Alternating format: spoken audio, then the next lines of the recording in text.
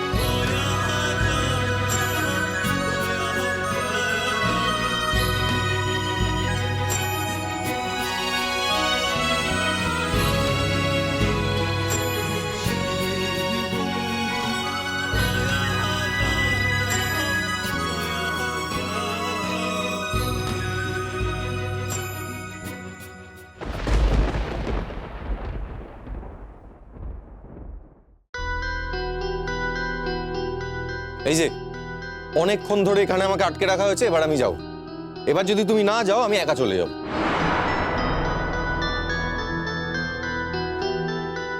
এই তো সুটকেস নিয়ে এলাম, কটা জিনিস সুটকেসে পড়া বাকি ছিল, যাবো তো এক্ষুনি। তুমি তৈরি তো?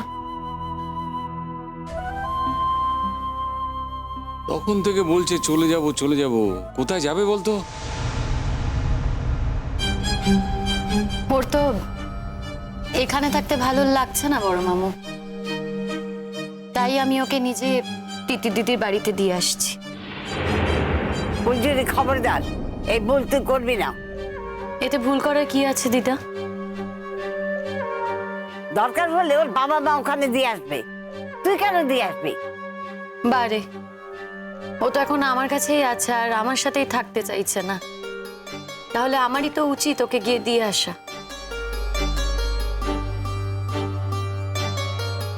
ফুলছুরি তুই কি বলছিস বলতো? আর লালন তুমি বা এসব কি করছো? তুমি কি কিচ্ছু বুঝতে পারছো না? তোমার কি মনে নেই তুমি আর ফুলছুরি কত কষ্ট করে কত লড়াই করে তোমরা দুজনে বিয়েটা করেছিলে? তুমি সব ভুলে গেছো লালন। দেখো বড় মামি, আমার অত কিছু মনে নেই। হ্যাঁ ঠিক আছে, তোমরা যখন বলছো আমি মেনে নিচ্ছি যে আমার ফুলঝুরির সঙ্গে বিয়ে হয়েছিল, কিন্তু লড়াই করেছিলাম, কি করেছিলাম অত কিছু আমার মনে নেই।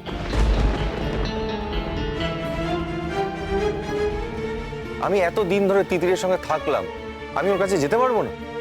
তিতিরের সঙ্গে তুমি থেকেছো মানে? তিতিরদের বাড়িতে তুমি থেকেছো তোমার ট্রিটমেন্টের জন্য। দেখো বড় মামু, তিতির আমাকে ভালোবাসে, খুবই ভালোবাসে। তিতিরের সঙ্গে না থাকলে যে আমি এতটা কষ্ট পাবো আমি আগে বুঝিনি।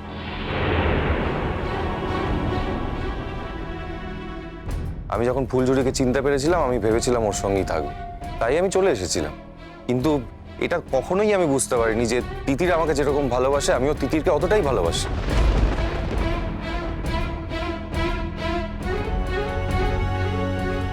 লালন, এরকম করে বলতে নেই। ফুলঝুরি তোমার স্ত্রী, তোমার বিবাহিত স্ত্রী। আর শুধু বিবাহিত বলে কথা নয়, তুই ফুলঝুরিকে ভালোবাসতিস লালন, প্রচন্ড ভালোবাসতিস। তোরা দুজনে ভালোবেসে বিয়ে করেছিলি, একসঙ্গে সংসার করবে এই স্বপ্ন দেখে। লালন, তোর আজ কিচ্ছু মনে পড়ছে না?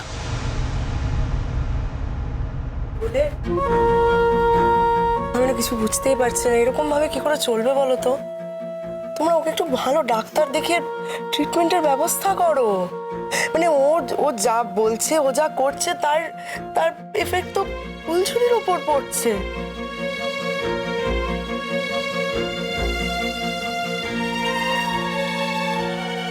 ফুলঝুরি, আরে এটা মুখ বুঝে সমস্ত কিছু সহ্য করছে, মুখের দিকে তাকিয়ে দেখেছো তোমরা ওর মনের প্রতি কি যাচ্ছে? আমি ফুলঝুরির দিকে তাকাতে পারছি না, আমার চোখে জল চলে আসছে।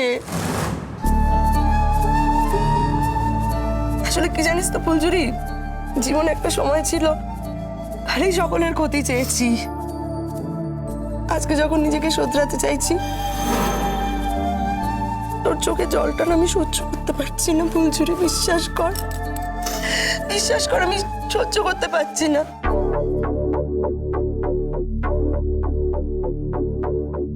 চড়ে তো চলে গেল শ্বশুর বাড়ি, আমার আর কে রইলো বল? তুই আর মিনি ছাড়া।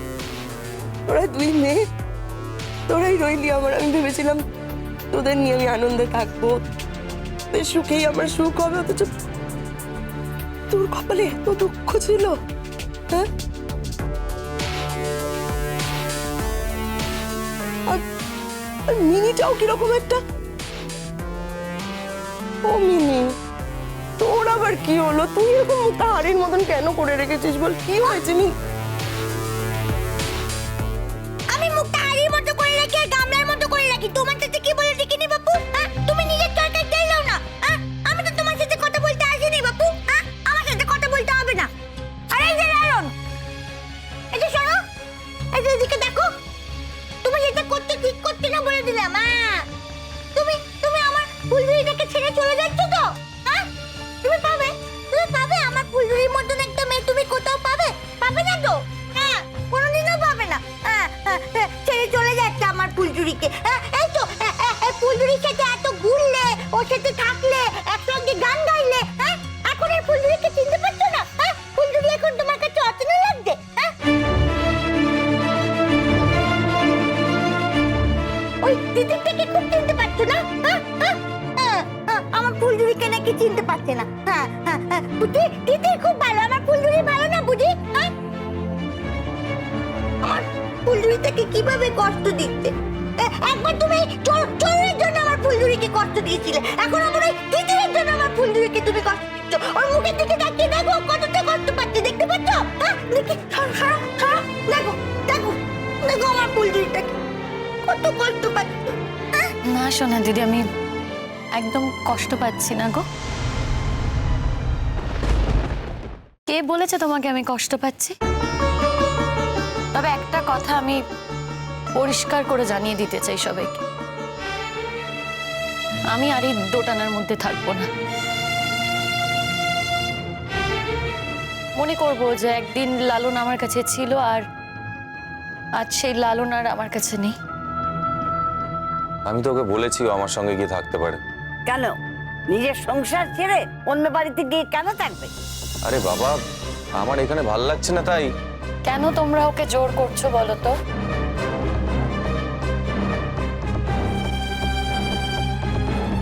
তোমরা কি কেউ বুঝতে পারছো না যে ওকে জোর করে আর কোনো লাভ নেই?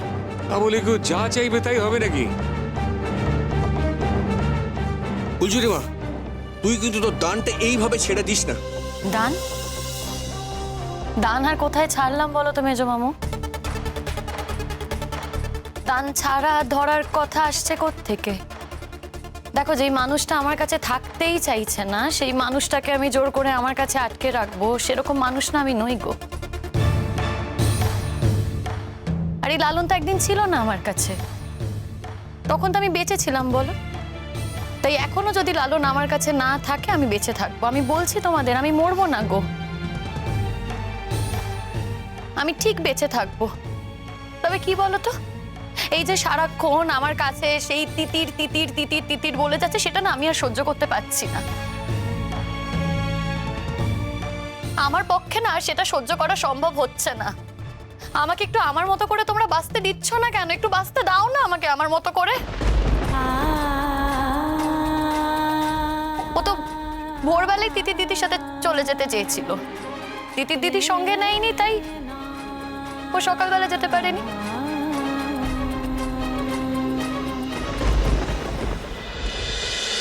Luna Kona